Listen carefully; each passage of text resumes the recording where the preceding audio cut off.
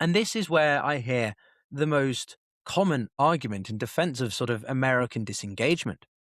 The US has been involved in too many foreign conflicts and too much time propping up other countries' security and receiving too little gratitude in return. By pulling back, a country can rebuild domestically and stop subsidizing allies who should pay for their own security. Now, that sounds reasonable, and there is a lot of truth to it. A lot of these building up and propping up of other governments has been for American interests and often with very nefarious and unpleasant realities behind them. But this is, I think, an issue that misses a crucial point. The theory of disengagement assumes that if America stops engaging in other regions, those regions will somehow be left alone to their own devices to prosper independently. But that is not how the world works, and it's not how opponents or competition like Russia or China think about it. Russia does not want a power vacuum in Eastern Europe. It wants to fill it. China does not want a less engaged America in the Indo-Pacific. It wants to exploit it. The withdrawal of American influence does not produce stability.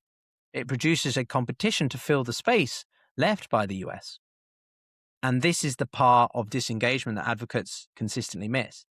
The third-party countries America is now alienating, middle powers, the global south, traditional allies, are not neutral parties who will simply manage their own affairs and we live in some idealistic world. There are active agents who will make choices about which power centers to align with. A major European poll, for example, last year, headlined simply, "How Trump is Making China Great Again." Trump has convinced leading middle powers from Brazil or South Africa to India and Turkey that they are free to sign up with both China and the US simultaneously. And that's not really a victory for American leverage. That's the erosion. And the numbers are even more stark.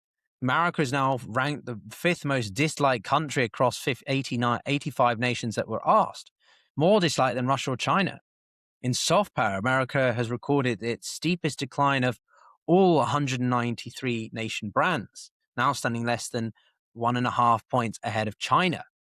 In Canada, historically America's closest ally, positive perceptions have fallen from 52 to 19%.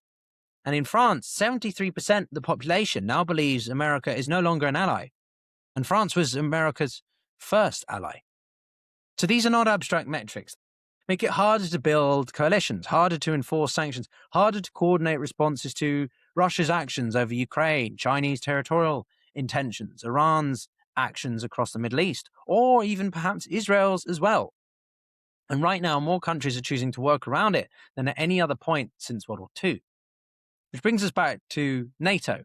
Because this summit is not just a test of where America sits on defense, it's a test of whether this alliance, which is one of the biggest underpinning of America's entire global architecture and perceived system, can it survive? And if it can't, well, then what fills its place? And is anything capable of filling its place? I'm not speaking here from a sense of fear. I'm just speaking here from a sense of skepticism and, cautious concern.